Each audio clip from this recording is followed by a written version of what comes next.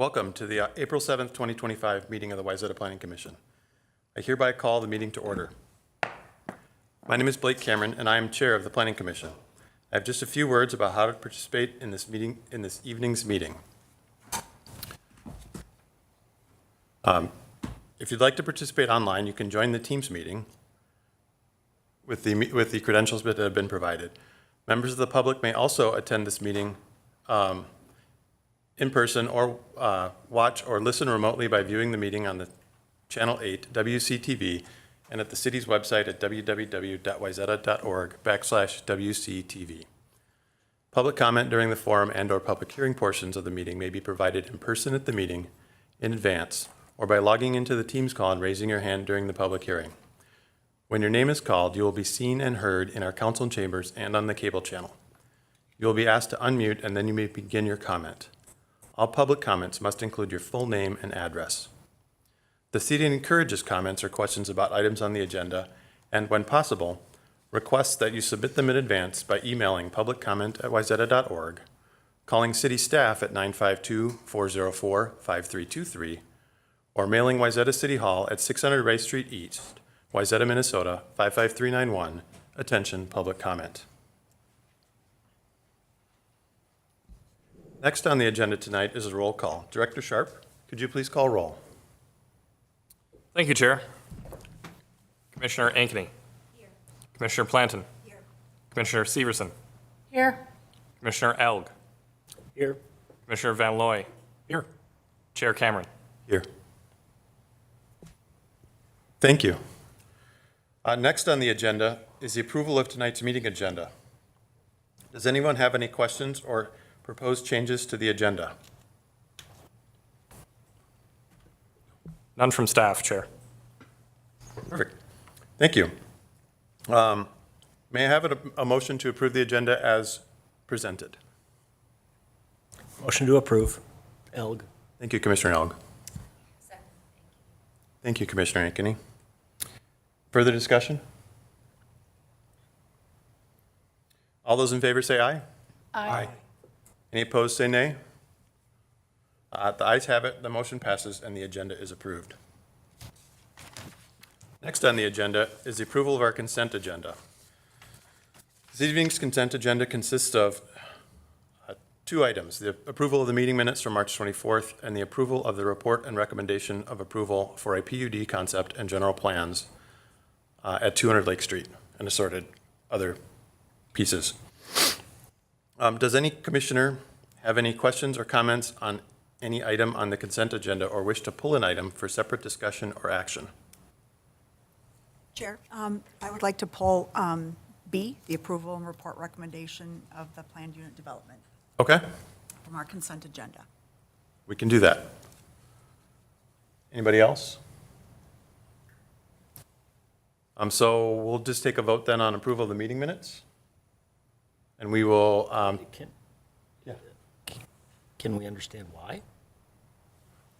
Yeah, do it at this time, or if we're going to move it to further down the agenda? why you wanted to pull it? Is that what you're asking? Yes. Or do we move this to the agenda after the public hearing? Do we move this to the agenda after the public hearing? Or would you like us to address that now? Chair, you have the discretion to put this on the agenda where you like. I think you had a request to pull it from the consent. Yep. You could take a vote on what's left on the consent, but maybe to address Commissioner Elk's question, Commissioner Plantin could say Yes. briefly why, and then you could just indicate where generally that's taken up right after the consent, unless you want to move it later in the evening. You just want to give a 30-second why you wanted to pull that item from the consent? Yeah, I'd like to have further discussions about our approval based on the massing breaks. And just to make sure, I have a couple comments that I'd like to add with my vote of approval for that recommendation and just have that on the record for this approval. That good? Okay. We're going to kick that to item number 7, and move 7 and 8 down to 8 and 9 respectively. So we'll move that after the public hearing. So what I would like to do, though, is take a take a vote on approval of the meeting minutes for March 24th. Is that good? Yes. Okay. Can I have a motion to approve the meeting minutes for March 24th? So moved, Plantin? Second, Ankeny. Thank you. All those in favor say aye. Aye. Opposed? Nay? The ayes have it, and the motion passes, and the meeting minutes from March 24th, 2025 are approved. Hold on, I got to adjust my...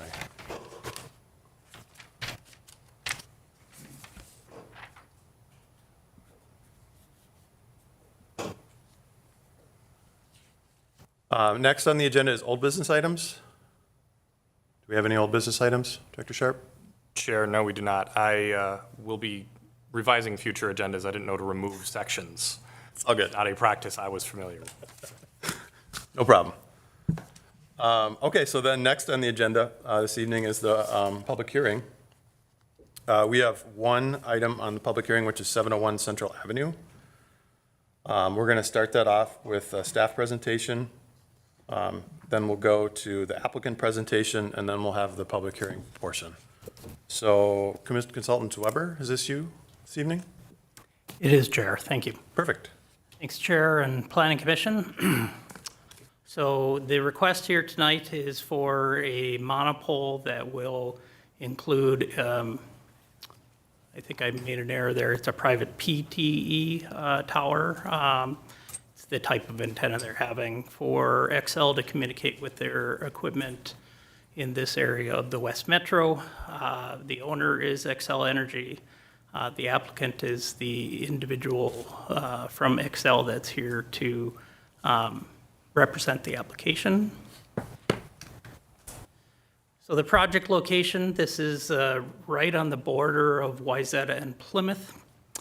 So central, actually, I'll go into more detail in the location in 2 slides here. But generally, you could see the elementary school across the street and loose line trail running northeast to southwest along the border of that substation. The property is zoned R3, single and 2-family residential district. In the comprehensive plan, it is guided for semi-public/private. Due to it being a utility, here's a little bit more of a close-up of the substation and the surrounding properties.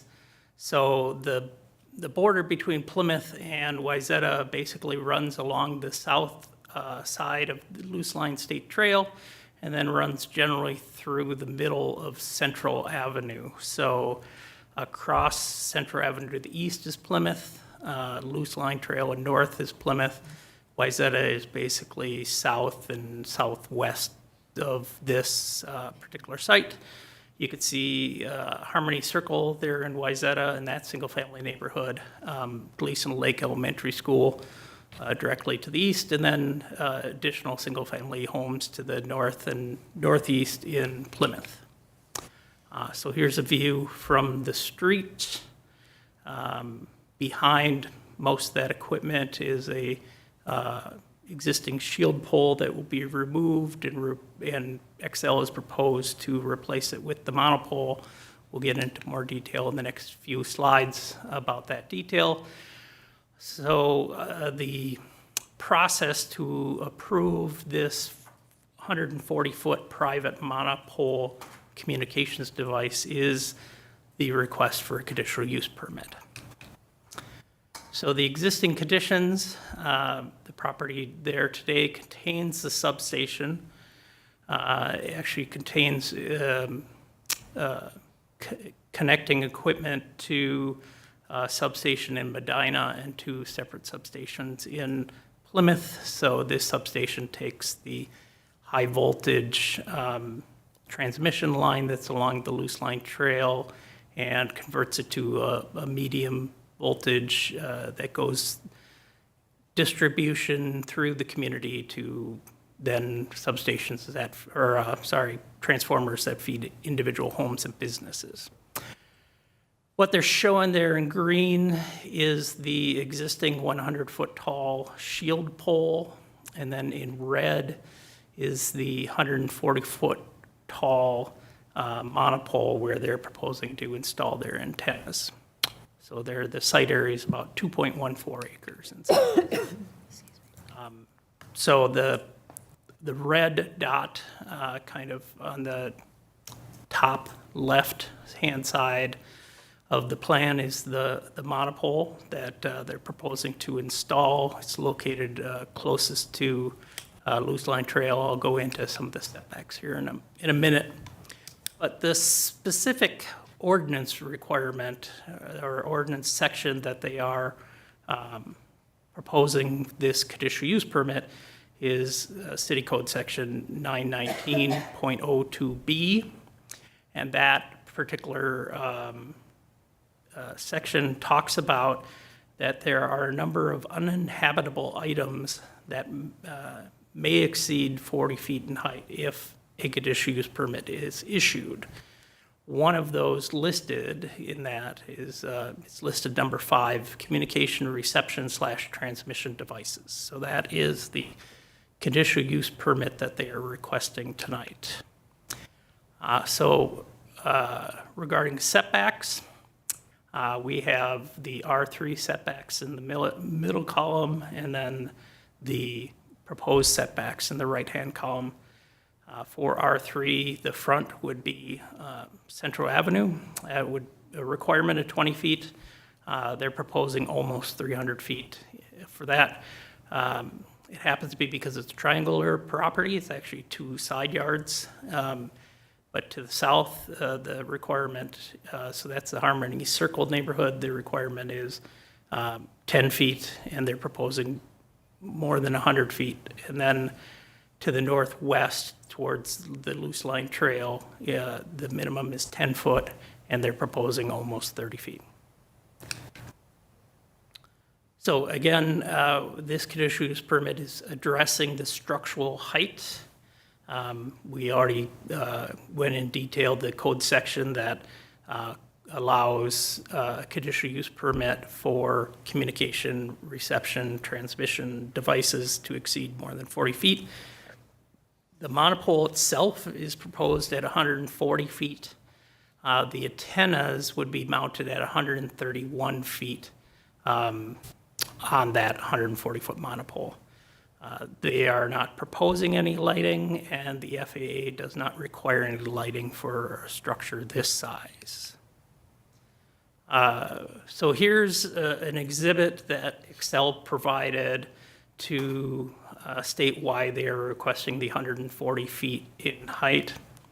On the left-hand side is the coverage area shown there kind of in that mauve color at 135 feet for the antennas, and then on the right is the coverage area at 100 feet. And you can see particularly to the north and to the south, there's quite a bit more gap at 100 feet than at 135. So Xcel Energy is selecting locations for these types of devices to maximize their coverage, but just stating that not every Xcel Energy substation needs a communications monopole because of that coverage area covers quite a few substations for Xcel.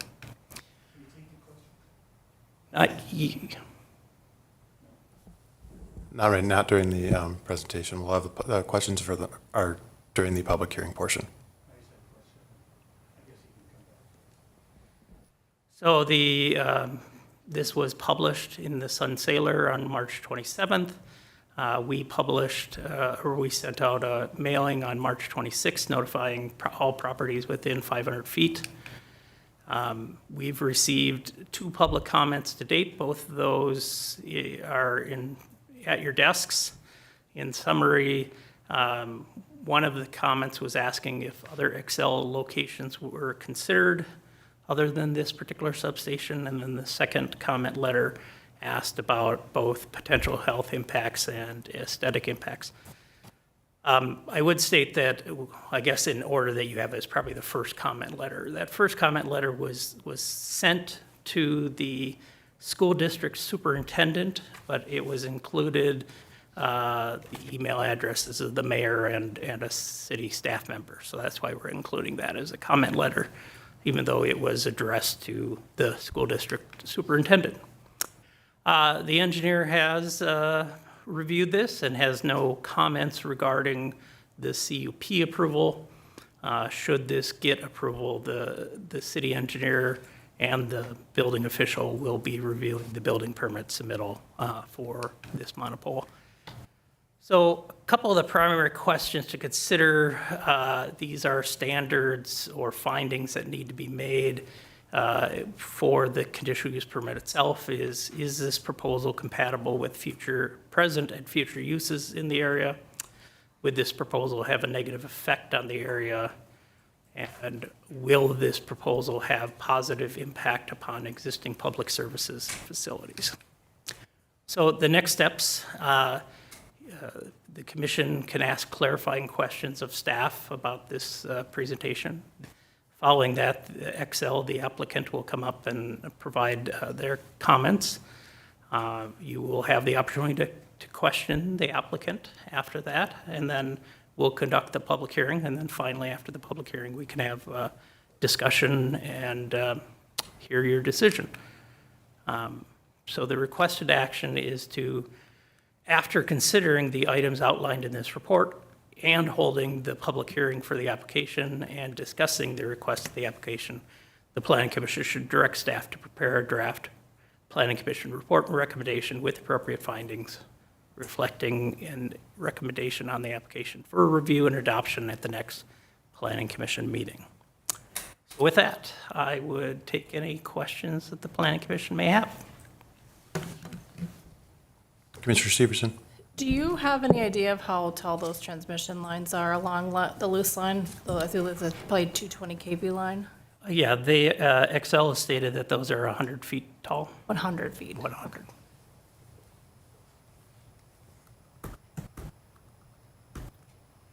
Are there other communication towers in the city, standalone? The water tower happens to be a communication tower by default. There are antennas on the water tower. There is another communications tower kind of behind the Brose Clinic, between Highway 12 and Brose Clinic. There's a communications tower there. Is that a standalone there? That is a standalone, yep. How tall is that? That one's 77 feet. 77? Yep. Okay. Isn't there one as well by kind of off the middle school in that open area? I thought there was one there too. That's kind of big. Yes, you are correct, right, the middle school. Right. That's along the highway. Yeah, along the highway. I don't know how tall it is. I don't at this particular time either. I will say that the commercial telecommunications ordinance allows poles to be up to 150 feet. There is actually even a provision that they could be taller than 150 feet if the applicant shows that that is needed. But the standard for commercial telecommunications poles are 150 feet. Is there any benefit to the city having this here? I think it would probably be best for Excel to expand on this, but it's to provide additional reliability to electric service. Okay.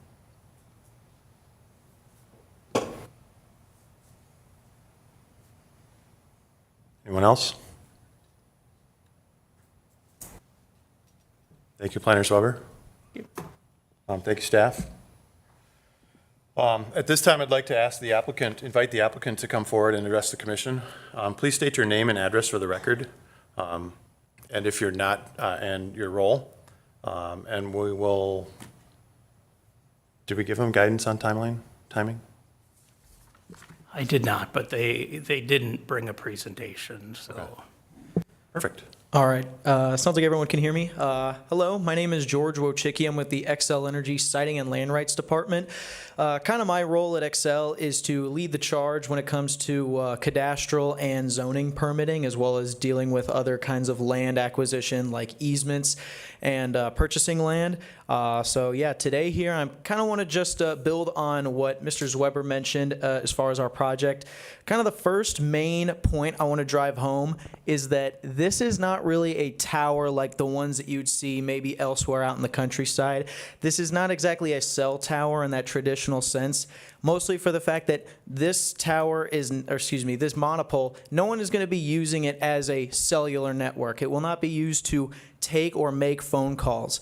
The entire purpose of this project is to take existing Xcel Energy meter data that's transmitted, of course, between said smart meters and substations. The goal is to take it off of the public cellular network. Right now, this data is being transmitted on, I want to say, the third or fourth bands of the cellular spectrum. And the goal here is we have leased out a separate spectrum for the next 30 years.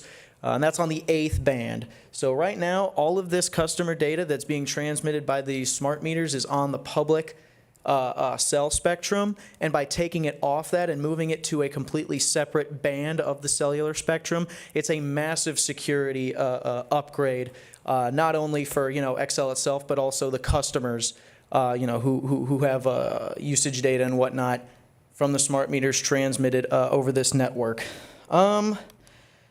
I'd also like to maybe go over some of the comments or the questions that were routed to me earlier today. Let's see. First of which, let's see, I got a lot here that I want to go over. Yeah, first of which I want to go over the health impacts one. So currently this technology, this private LTE technology that we use, it does use the same kind of radiation as a Wi-Fi, FM radio, as well as microwave ovens. However, it's at an even lower power level. This non-ionizing radiation as well doesn't have enough energy, it's scientifically proven, to damage any DNA or cells. And other organizations such as the FCC, they've limit pretty strict exposure limits on this kind of radio frequency radiation. And all of the devices, especially Wi-Fi, FM radio, which I had mentioned previously, these all operate at way below at that exposure limit. They all operate well below that. That does take into account the distance from said monopole. Additionally, public health agencies such as the WHO and CDC, they have not found consistent evidence that links cell signal exposure to negative health effects. I was unable to find myself any peer-reviewed double-blind studies that also confirm this. So I just want to make that especially clear. As far as aesthetics go, this monopole will be galvanized steel and will resemble the other structures currently on the site. Essentially, like Mr. Zweber mentioned, we are replacing an existing galvanized steel pole and just putting it in with another galvanized steel pole that just sits a little bit higher. Additionally, I'm someone who's been to a ton of the Xcel Energy substations all around the metro network here, and just from my own personal experience, I can attest that this is one of the most screened off substation with the trees and whatnot. I know most of these other ones that sit essentially next to freeways or next to other subdivisions are completely barren. So in terms of screening measures, this one sits far above many of the others. I also want to talk about the question about siting and why Wayzata in particular. I sure hope I have enough time. But to answer the particular question, yes, the substation that we have in Plymouth, that I think it exists a little bit to the north or to the east. I know we have a couple Plymouth substations, but yes, all substations in Xcel Energy's metro network were vetted for this selection process. The main criteria that we kind of look at is, again, we want to encompass as much of the metro area as possible with minimal redundant overlap with our other network or with our other monopole locations. I was unable to secure a map of the entire network as we have it now because it's also still being built out. But what I can divulge is that we do also have these monopoles set up in Eden Prairie and in Coon Rapids. So to kind of answer that question, if we continue to move further north into Plymouth, that would create a heck of a lot of unnecessary redundancy with the network established by the monopole in Coon Rapids. Similarly, if we move south to, I don't know, Minnetonka or something to that effect, it would get pretty close to the network that we have established by the monopole in Eden Prairie. Similarly, if we start to move east, then we start to get into the network established by the monopole in St. Paul. And then as you start to move west, we start to lose a lot of the smart meters and whatnot that we want to encompass within this network. I also want to, this is something that I didn't quite have a chance to discuss with Mr. Zweber, but another kind of idea here and that led us to decide that the Gleason Lake substation on Central is the one that we wanted to build this at was just the sheer number of the smart meters and substations that are included within this network. It was the highest number that we could find. All of the others provided less than desirable results. So again, I just really want to hammer some of those points home. And yeah, again, just reiterate that this is more of an upgrade than anything, especially on the cybersecurity portion. Oh, and before I forget too, I know that there were questions about co-locating this on possibly, other telecommunications facilities in the city or on a water tower and whatnot. I don't make this directive, but Xcel Energy's security team is pretty serious about the kinds of facilities we locate these types of projects in, and they say they have to be in facilities that are fenced in that meet our existing Xcel Energy security requirements. And the only one in kind of the whole area here that makes sense with is our substation properties. Yeah, that's kind of what I wanted to go over. And I guess I've got a FAQ here to answer some of the questions for the public hearing, so I will pass it back to you. Thank you, George. Commissioners, anybody have any questions for George? Commissioner Severson. Can you talk a little bit more about this particular monopole and what you have on there, and what are you doing with it? What's the benefit as Xcel customers and as local residents of having this particular piece of equipment? Yeah, sure. So I kind of want to go back again to the whole security idea, and that's really what this is. It's a massive security upgrade to a lot of this customer data, or mostly usage data from the smart meters that's being transmitted here. So again, establishing this network and making sure that it stretches as far across the metro area as we can really locks down a lot of that. It could be sensitive information that's transmitted, and we want to make sure that we prevent any possibility of cyber attacks, again, to not only reinforce our electric reliability of our network, but also continue to have a positive relationship, with our customers, and being able to understand and having that peace of mind that that kind of information is securely off the grid or off the public cell network, I feel is pretty important to this project. Be more specific about what customer data you're talking about. Can I phone a friend who's in the audience? Josh, you don't mind? I'd like to introduce Josh. He is with kind of the IT department who's working on this project. Yeah, Josh, step over to the microphone and just introduce yourself for us. Hello, my name is Josh Lang. I'm PLTE lead with Xcel Energy.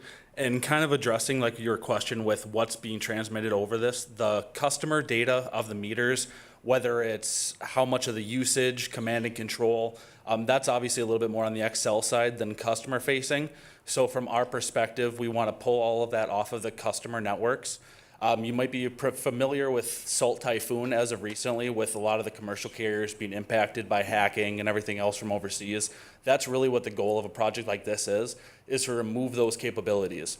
I previously come from working for a cellular carrier in the local area, and I can say from my perspective that Xcel has had a lot more security concern, or they've focused a lot more on security than my previous experiences. So from that perspective, this is definitely a lot more secure mindset than if you were co-locating on other towers or other locations.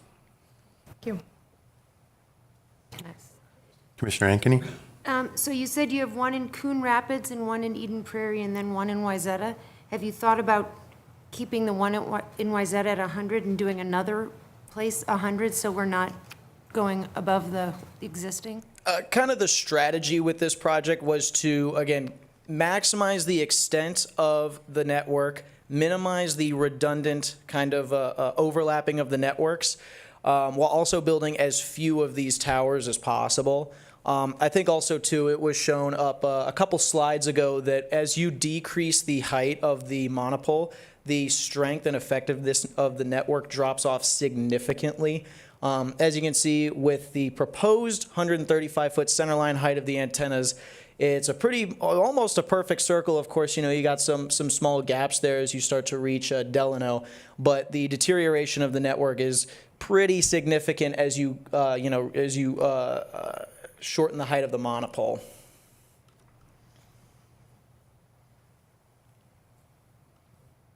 If I just kind of adding on to that, if I look at this map, it doesn't even look like your coverage circle in either instance reaches Coon Rapids. Yeah, the site in Coon Rapids, it's in Coon Rapids and then it expands, and there obviously is going to be a little bit of that overlap there. But again, if we were to move to another site, it would be a whole lot more that would, again, make a whole lot of redundancies. But yeah, the Coon Rapids monopole does fill in those gaps. Understood. But neither, Wayzata is covered in either of these. So what's the benefit to Wayzata to put it in our backyard? Again, the benefit comes to the customers with the additional security enhancements that Josh delved into further. Anybody else, commissioners?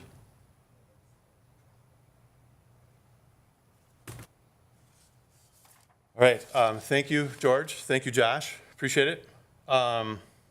Commissioners, are there any follow-up questions for staff?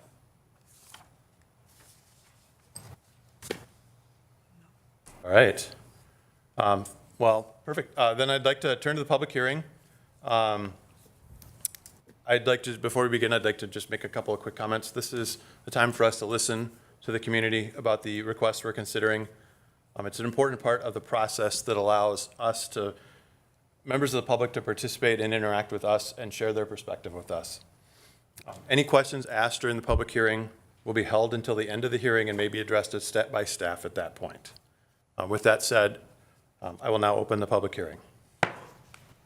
If you wish to speak, please come forward to the podium or raise your hand if you're on Teams and state your name and address for the record, and let us know if you're connected to the applicant in any way or representing anybody else.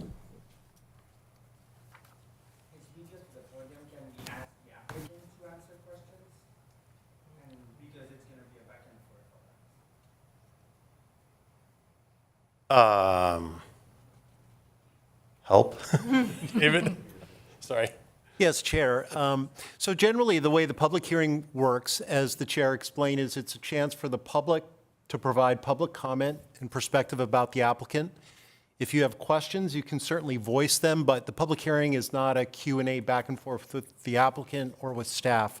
So we'll note your questions, and at the end of the public hearing, the Chair can ask us to address those questions. Does that help? Okay, perfect. So if you'd like to speak, feel free to just step up to the podium and like I said, introduce yourself and ask your questions or share your perspective.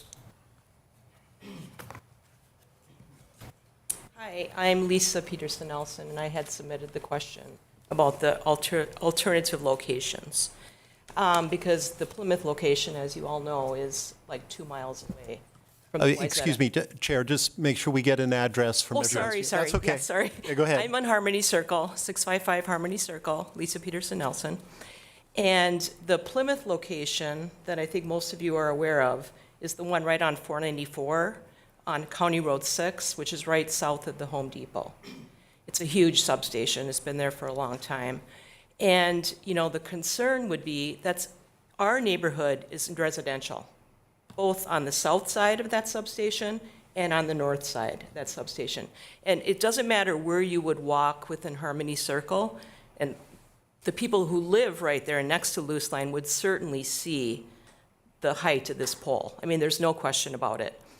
I understand all the technical reasons why Excel may have chose it, but one of the thoughts I had is if I was on the Planning Commission, I would probably ask Excel to create a simple, similar circle diagram showing it in Plymouth.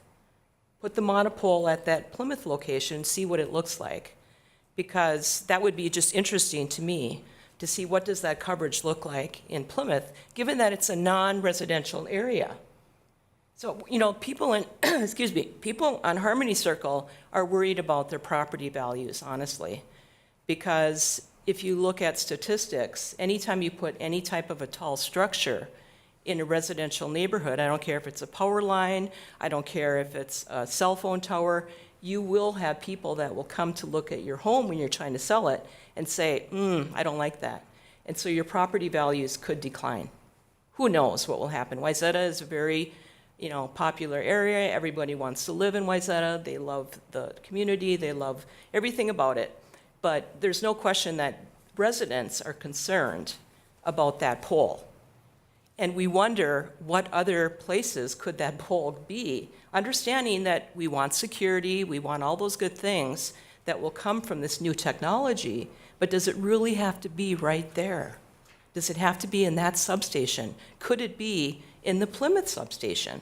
Could it be in a there's another substation west, it's smaller.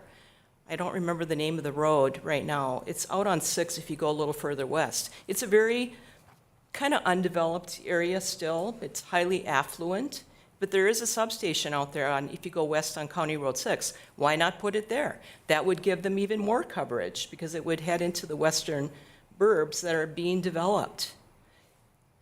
So those are just some of my thoughts when I heard the presentation and thought about, you know, the people that live in our neighborhood. I don't have concerns about the health either. That doesn't matter. That I don't think that was important. It's more trying to represent that we don't want to look at that big tall pole that cascades above our tall trees. It's just not a good look. And we live right there. So that's my comment. Thank you, Lisa.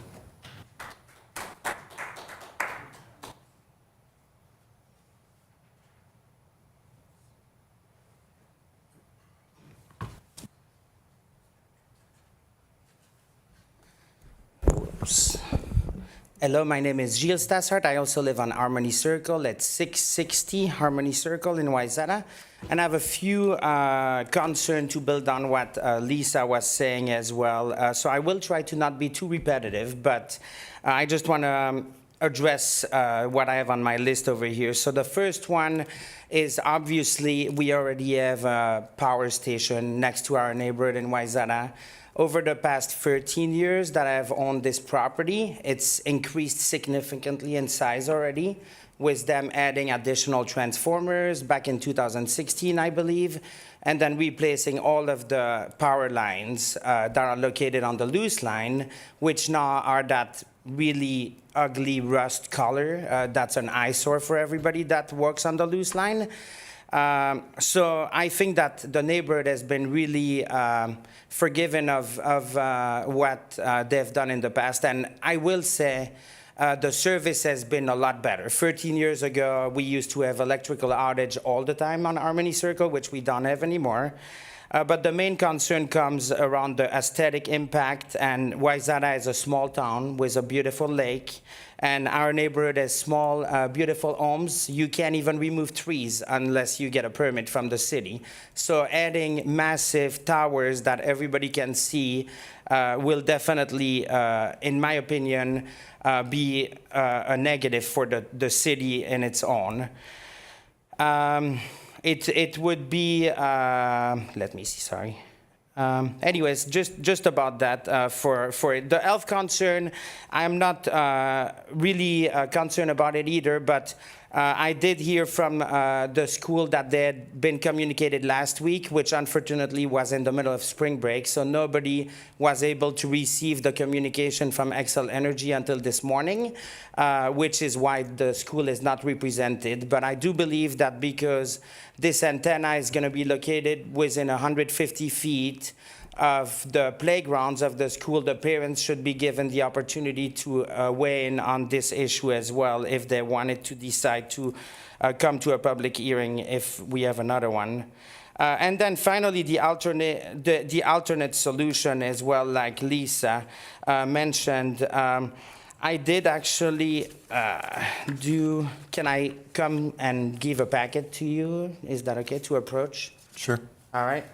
So before I come, I did circle that station that's just down the loose line as well. And I'm not an expert, so I'm not going to say that I circled it perfectly, but I took the approximate same dimension than this little pink circle up there, and I put it on the other side that's right down the street. And I just wanted to share that with you so you can see the difference, which is very minimal.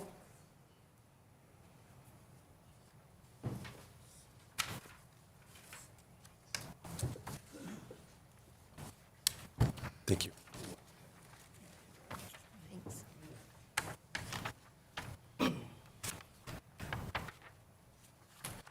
So if you look at page 2 of the paper I just gave you, it's basically what you see up there on the slide. And then page 3 is me taking the substation right down the street and doing the same estimate, which I'm sure is not accurate to the precision of what Xcel Energy would do.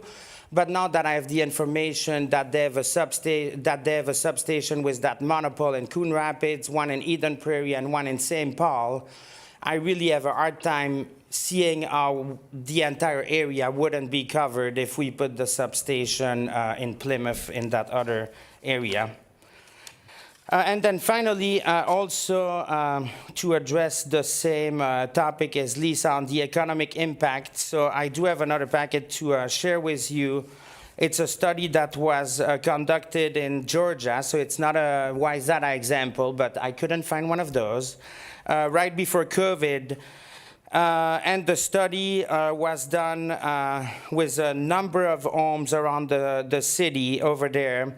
And they've come to a conclusion that if your house is located within 1,500 feet of one of these towers, the value of your house, and I will give you these packets as well, in average falls down by 7.6%. So if you look at these homes that are selling, between $500,000 and $700,000 this year, that's a significant amount of money that the homeowners would be losing because of this antenna. So that's the reason why they are always located in commercial environment. I wasn't able to find an example of one of these antenna in the city where it was located in a residential area such as this one.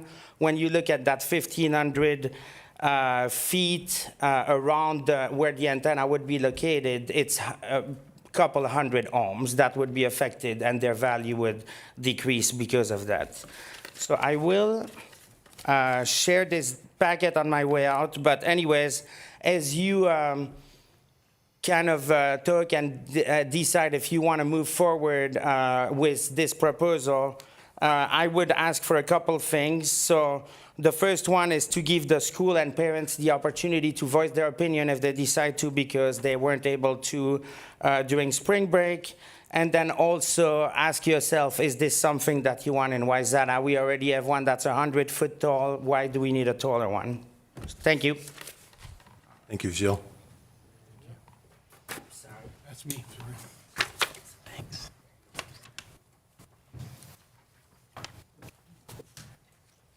Thank you.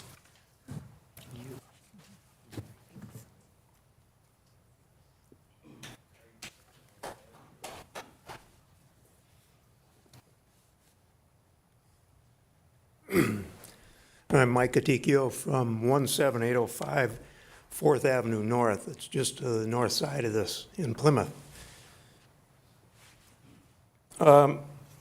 Question, I guess, into the blind here for Xcel and for you to probably already thought about.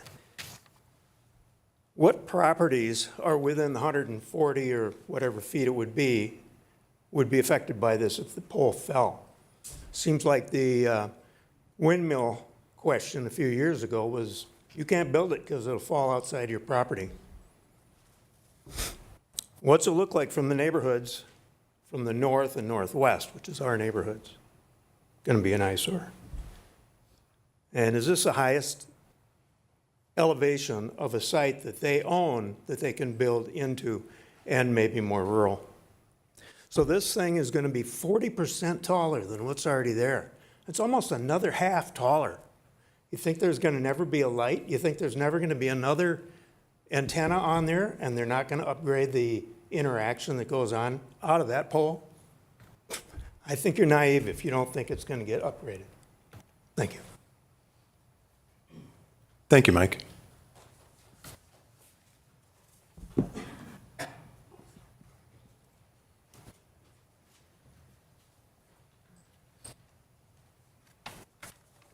Hello, thank you for holding this hearing. It was informative to hear from Excel, although I did hear a few gaps in this person's knowledge about where the other substations were located around the area, but I simply want to echo. Let me interrupt you real quick. Can you introduce yourself, first name, last name, and address, please? Patrick Mandilli, I'm at 300 Narcissus Lane, just north of the substation off of 3rd Avenue. Thank you, Patrick. So I've lived there for 40 years, and I must go past that substation at least an average of 3 times a day.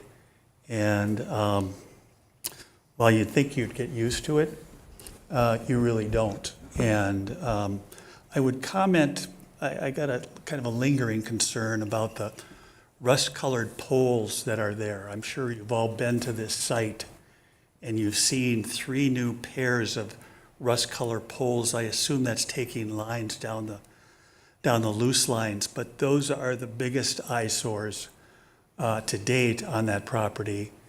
And I would ask, since they're likely not going to take them down, if you could request that they be painted a more neutral color. I mean, it is really quite disturbing and a reminder of the electricity that's going in and out of that area. And anyway, I don't know if that's a purview of this approval. It probably isn't. So it brings to mind a little bit the long-term plans for this site. You know, I don't think we were notified about those rust-colored poles that went up in that area. I never was, and I don't know if any of our neighbors were, but, and I don't know if it was required, but I'm certain you do certain amount of goodwill in terms of getting the clients and customers informed about things like that. But if you haven't been by the site recently, I would encourage you to go there and perhaps think about it being in your own neighborhood, within a block of where you live, going in and out of your neighborhood 3 or 4 times a day. And I understand the fact that this site is there, it's established, it's serving a purpose, and we appreciate the electricity we get to our homes. But to add these kinds of equipment and eyesores to a neighborhood where we're trying to protect our property values, as was so clearly stated, I think it's important. I think the other thing that surprised me with the Excel representative was I thought I heard him say he couldn't find a map where the other substations were located across the city, and I certainly echo the suggestion to put this in another location that isn't in the middle of a neighborhood and a school. There is obviously the big one that's down on 494 that's within the middle of a business district, and there is one to the west along the loose line. I can't tell you the exact location of that one either, but between the one that looks like they're overlapping in Coon Rapids, if I was right in suggesting they have one there, and Eden Prairie, this doesn't even seem to be as centrally located as it probably could be. I personally have been interested in the issue of radio frequency exposure having little children and now grandchildren. And while this probably isn't the purview of this discussion, I really think more study should be done on this.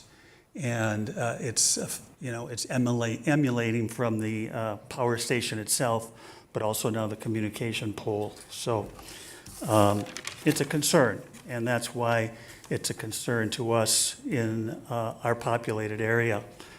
Let me see, I have just a couple of other notes. Appreciate you guys having this hearing.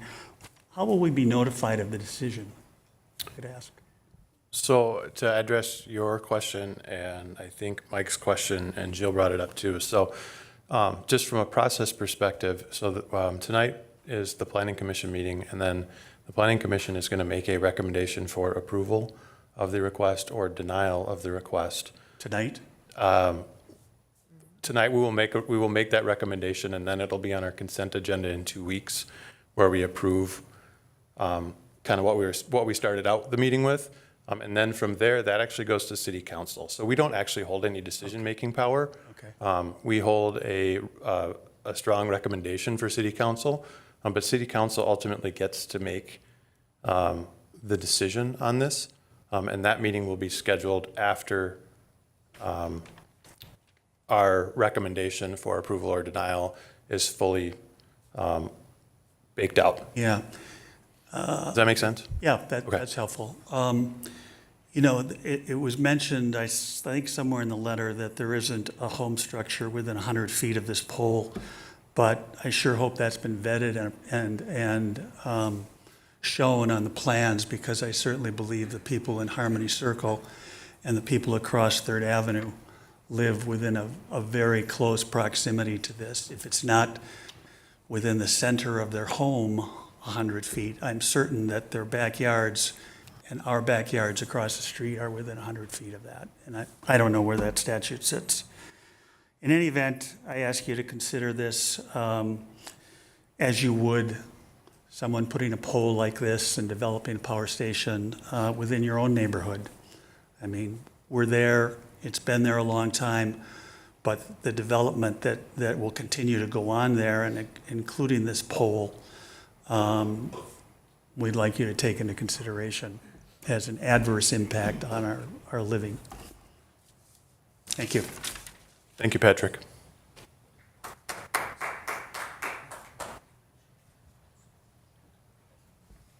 My name is Jim Nelson. I live at 655 Harmony Circle. And would you put that last screen that was up there just a minute ago back up? I guess my major concern here is that we would even propose an item like this without having all the infrastructure, the complete plan with all the different overlaps, all the different poles, to even identify whether we have the overlap that we want and if it's even necessary. It looks to me like the area that it picks up is all the way into Minneapolis. I'm sure there's, you said there was one down in Chanhassen, and I'm sure that sweeps clear up, probably pretty close to Wayzata, and the one up north, but we don't know that. We don't know what the overlaps and the coverages are. We don't even know what the long-range plan is. And I would think that it would be very difficult if I was sitting on the Planning Commission or anything else for me to make a determination on my city if I didn't know whether what I'm approving is a waste of time or could be done elsehow and affect fewer people and still get the same kind of reaction from the system that I know Excel wants to get. So I think it was kind of remiss in Excel's standpoint not to show, not to explain where all those other poles are and what the overlap of these systems are so that we could make a reasonable determination with that information. Thanks. Thank you, Jim.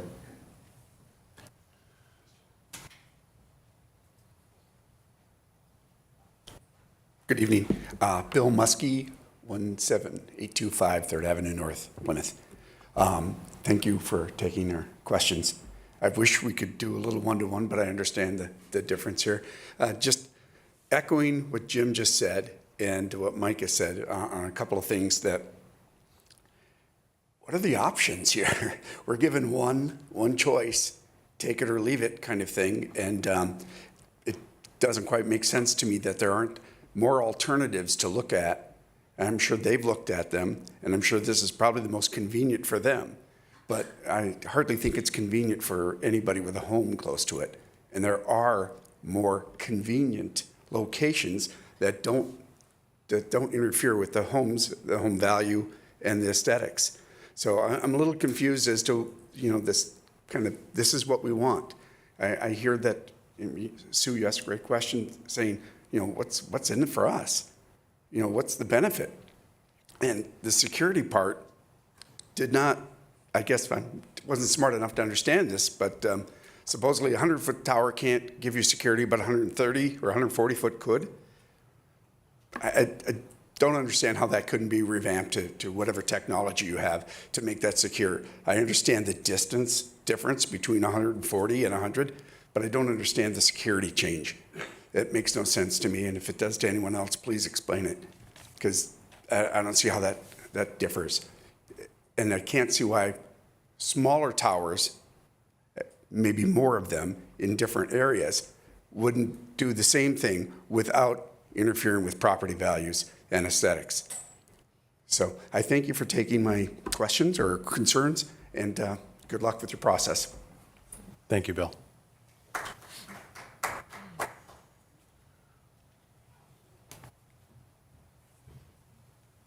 Hello, Jamie Stassard. I live at 660 Harmony Circle.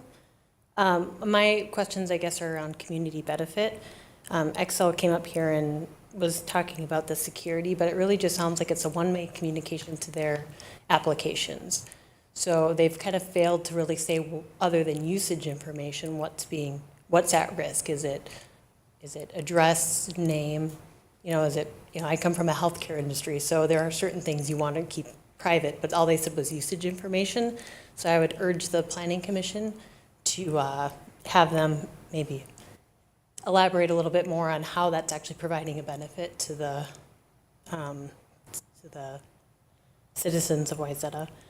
And then once the conditional use permit is approved, I'm just curious, is there anything preventing them from renting out space on that tower to additional antennas and stuff from other communications applications? So, thank you.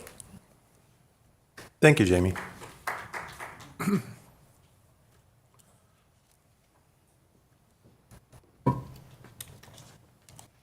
Director Sharp, do we have anybody on Teams?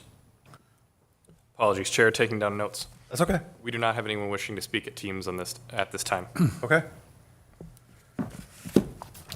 Going once, going twice, public comments. All right.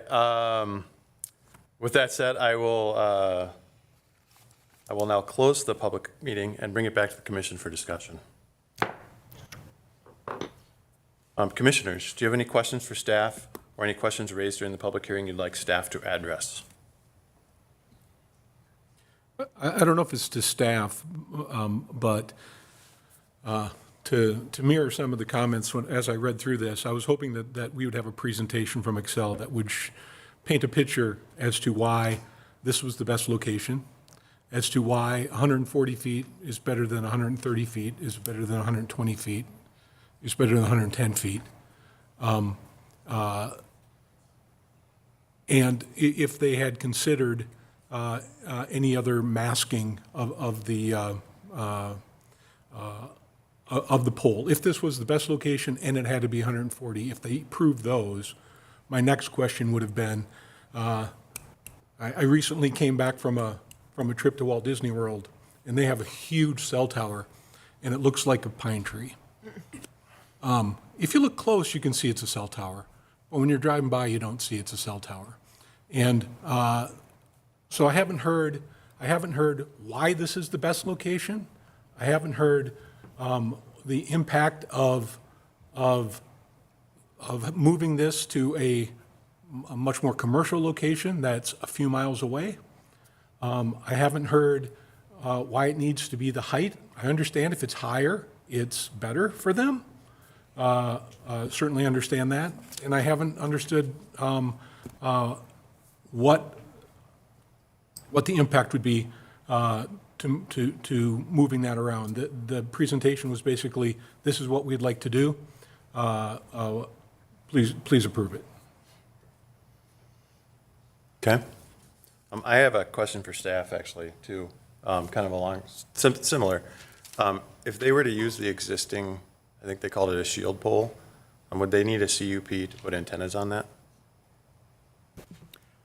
Yes, they would, because that shield pole currently does not have antenna, and, it would be the same CUP request. It's over 40 feet tall for a communications device. Okay. Perfect, thank you. Any other questions for staff?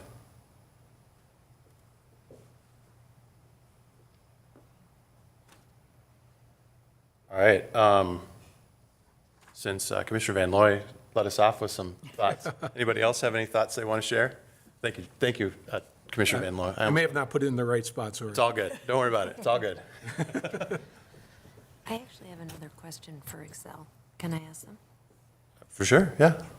Are the Coon Rapids and Eden Prairie towers in residential sections that you mentioned, the 140? Yeah, please.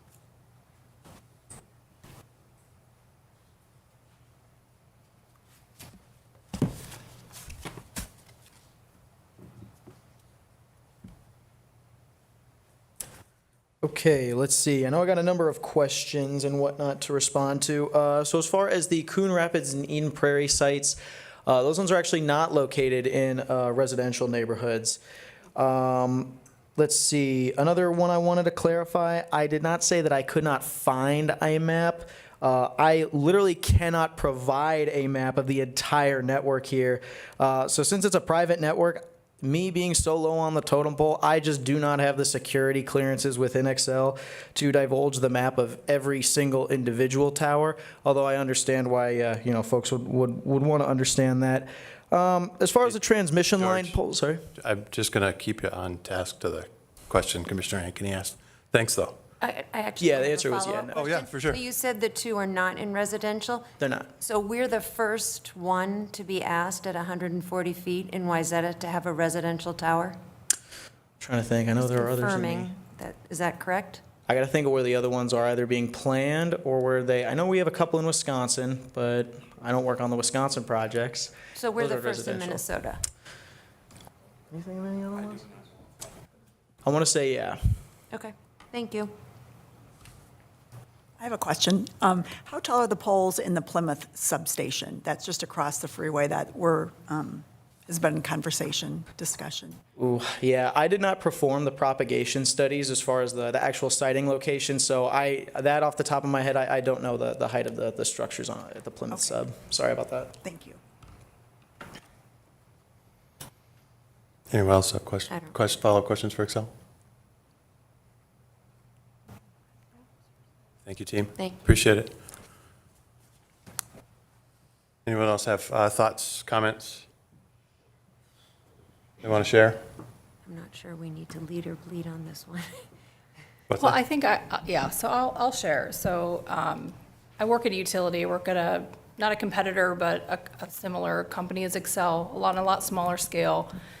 So I get the kind of opposing, looking at, we want electricity, we just don't want it in our backyard. So I get it, I'm empathetic to it, it's what I do for a living. I did not hear a compelling reason why Wayzata is the right place to do it. And it's a great for Excel. So yes, you come in and you say, this is where we want to put it and this is where it makes sense for us. But I don't think that you sold us on why it's the right fit for our community. I understand the smart meters and all of that, and yeah, we need that. We are significantly more play on energy, and we're going to see significant growth in energy usage over the next couple of decades. So I get all of that, but again, I don't see why it has to be in Wayzata in a residential area. So that case was not very clear to me. So for you all to go back and understand that and have more community discussions with us and so as to why you chose us, I don't know, and I don't really think that that's necessarily the biggest question that I want to answer today. I want to know why is it the right fit for us, though. So Thank you. Commissioner Searson? I've got a couple thoughts on this too, so. I do too. All right. Elg, go ahead, Commissioner Elg. Couple things that I would have liked to have seen. One has been mentioned several times, but I'd like to see where those other towers are and the overlap. But, you know, to your comment on the smart meters, exact coverage, you know, where is the highest density of those smart meters? Is there a high density of those smart meters to the west? If there isn't, moving it 2 miles to the east makes a lot of sense in a commercial area. I speculate that there's one there, so why not do it here? May make it the easiest, but I think the residents have proposed a really good alternative in that 494 Plymouth location, and without seeing the specific overlap from other towers, it's not compelling to me that it has to be right there. You might get a couple miles further to the west, but again, what's the density of the smart meters there? I get all about the safety. It's going on its own separate frequency. I appreciate that, getting it off of the cellular frequencies, keeping it more private, getting more of those smart meters online. But this hasn't been a compelling argument why it should be right there. And I completely respect the concerns of the neighbors about aesthetics and property values. I myself have looked at properties and have passed on properties because of things like that. So I get it. Thank you, Commissioner Elg. I would say, when looking at the primary questions we're considering, 1, 2, and 3, I just don't see this having a great positive impact, of course, for the residents nearby, or even having this in a residential area. So when I look at those questions, it just seems that we could consider alternative locations. I just don't think this is right for a small residential community. Thank you, Commissioner Plannin. I would echo, I think, some of Commissioner Plannin's thoughts just now. I think, when I ask myself, is it compatible with the present use of the area? The present use of the area is residential, right? And the future use, it's guided public-private in the comprehensive plan, but the area around it isn't going to change. It's going to continue to be houses, and there's a lot of houses. I think.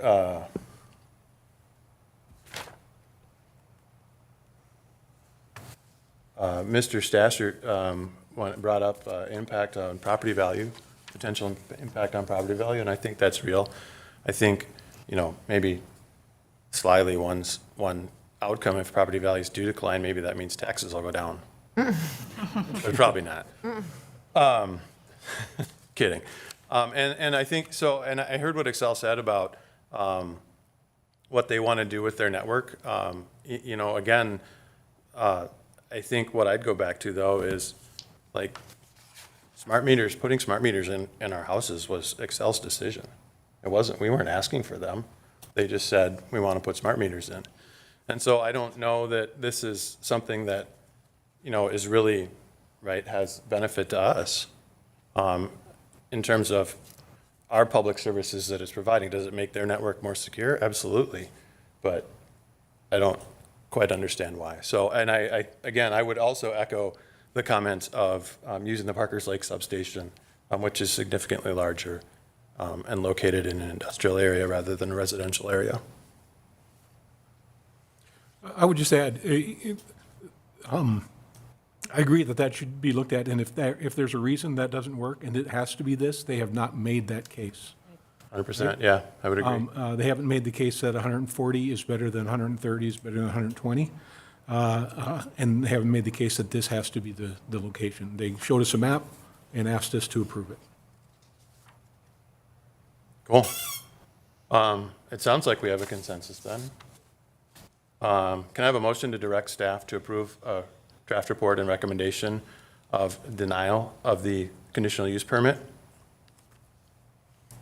I so move. Thank you, Commissioner Van Looy. I second. Oh, sorry, can I have a second? Thank you, Commissioner Ankeny. Yep. Further discussion?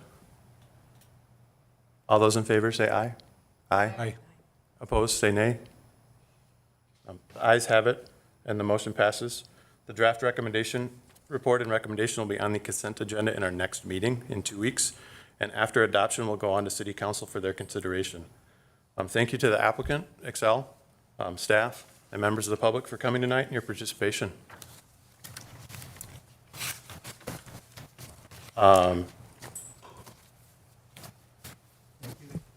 Yes, thank you. Next on our agenda, this is where I pushed, Okay. Yes. I think it's the CUP, this one. this is where I pushed our, when we pulled the report and recommendation for approval for the PUD concept for 200 Lake. Yep. Let's discuss. Okay. Ready, go. Commissioner Plantin. All right. You know, after reviewing that report and recommendation letter, I just wanted to add some comments to my vote for approval on the record. Can you just, our meeting isn't done, so the members of the public could excuse. Okay. Thank you. No worries. Thank you, Commissioner.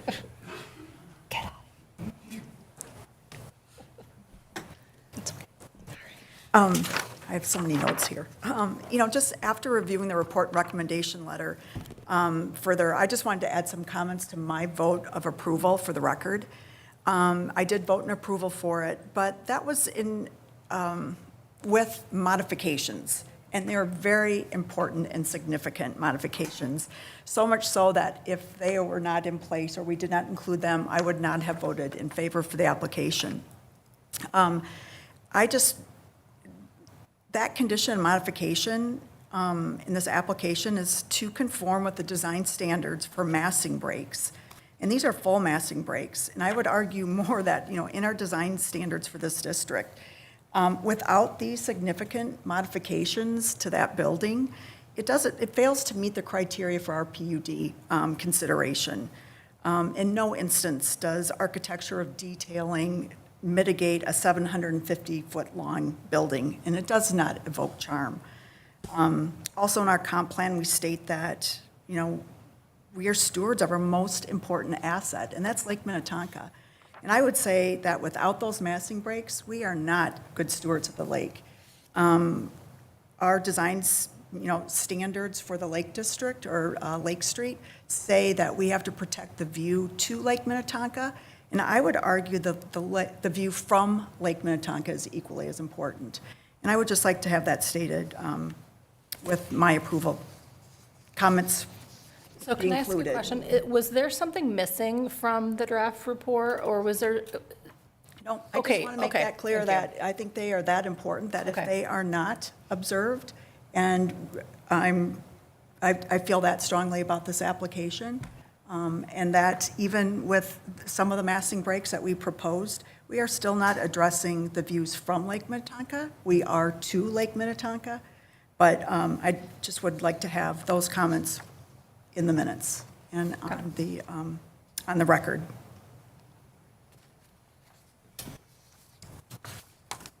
Other discussion? Agreed. I agree. I'm curious, just process why this had to be taken. Could those comments not have been, could we not have had a motion to approve and then had conversation, or do you not have conversation about a consent agenda? I guess that maybe is why it's called a consent agenda. Just educating myself on why. You're working it out through talking through. Yes, Chair and Commissioner, that's right. So things on consent agenda are generally routine that don't require discussion, and I think I would encourage all of you as commissioners, when you want to make a point like Commissioner Plantin did, or you have questions, pull the item from the consent agenda, ask staff to answer questions, make a point that you want to make, or points, and vote on it separately. That's perfectly appropriate.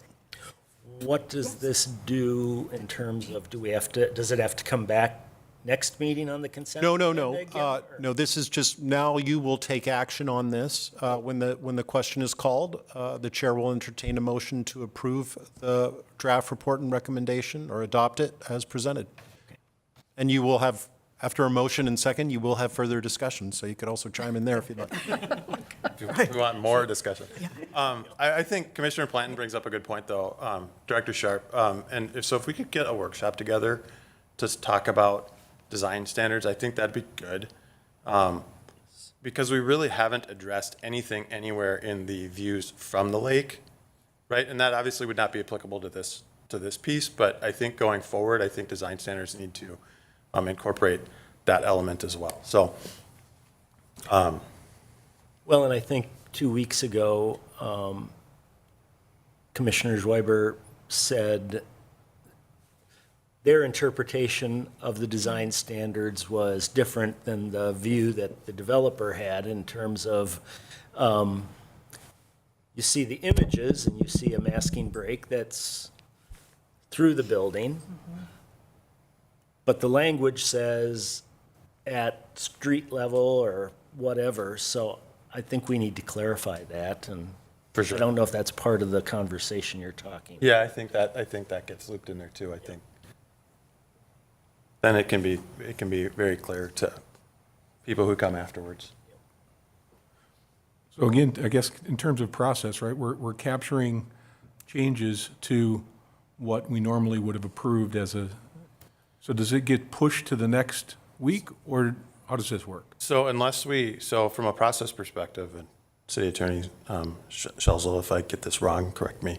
But from a process perspective, we're just gonna have a vote here on on this portion of the consent agenda, and assuming it passes, right, then it's just gonna go forward, because we haven't really changed anything other than to make a request to staff and to really just have some additional discussion around it, right, and get a couple, additional pieces on the record, but nothing's really fundamentally changed that would require us to go back and redo it again, unless we deny it, right? Then, in which case, we would have to go all the way back to step one.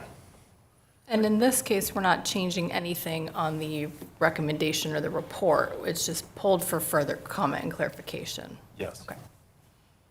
Did I get that right? Chair and Commissioners, I think that's essentially correct. Assuming that the motion is to adopt the draft report and recommendation as it was presented in the packet, then nothing in that report and recommendation will have changed. I think comments will go into the record. Commissioner Plantin has explained some of her concerns and how important she views those conditions on approval of the PUD plans. And there's been also some discussion about asking staff to look at a workshop to examine the design standards as they relate to views from the lake. I think that's what I heard. But if you move forward with a motion to adopt the draft report and recommendation that was in your packets, nothing will have changed in your report to council. My question, I guess, is, with your concern, and not having memorized what it says, because my question is, does it say that it will conform to the design standards, or does it explicitly indicate that we as a group want to ensure that it includes our understanding of the massing breaks going all the way to the sky, as opposed to their interpretation of the massing break? So, Chair and Commissioner, there is only one interpretation of the design standards as it stands today, and that's staff's interpretation. It's the city's interpretation. So the applicant has voiced a different viewpoint, but that's just the applicant's own perspective. Okay. Just to be perfectly clear, staff's design critique and review of the design of the proposal requires that deviation for massing breaks in 2 points in the building. And that's your recommendation in this draft report, is that that request for a deviation be denied, and that approval of the PUD, there's 3 types of 3D PUD approvals, are conditioned on modifying the plan so that they conform to the design standard for that. Thank you. Well said, thank you. Further comments, discussion?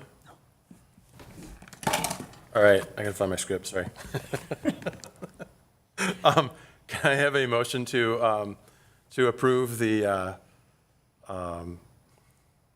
approval of report and recommendation for approval for 200 Lake Street? So moved. Thank you, Severson. Commissioner Severson. Second? Second. Thank you, Commissioner Elg. All those in favor say aye. Aye. Opposed, say nay. The ayes have it, and the motion passes, and the report and recommendation will be forwarded to City Council. Then last on our agenda is other items, review of development activities and Planning Commission meeting schedule. Is this Director Sharp? This is. Perfect. So we do not have any additional updates at this time, though we do anticipate some permits coming forward in the future. So I think we'll have a couple more to report to you at your next meeting. And then the next City Council meeting is on April 15th, and next Planning Commission is April 21st. Perfect. And what's on the agenda for April 21st? You, isn't it? So are you going to sit up here with us and then leave and go, is that how it works? And then you come back, you obviously And don't, stare at us. And then I have to, I can't vote, obviously you of won't come course. back up here and vote, but then you come back up here for the rest of the meeting? Yes. Okay, I just. What? Sure I What? understand. I must have invite you missed to this. drive by. Are you applying for a variance? You're going to have to be tough on you guys. Okay. All right. Let's get this thing closed up first. That concludes the items on our agenda. Can I have a motion to adjourn, please? So moved, Plantin. Thank you, Commissioner Planton. Severson, second. Thank you, Commissioner Severson. All those in favor say aye. Aye. Aye. Any opposed, nay? The ayes have it. The motion passes and the meeting is adjourned.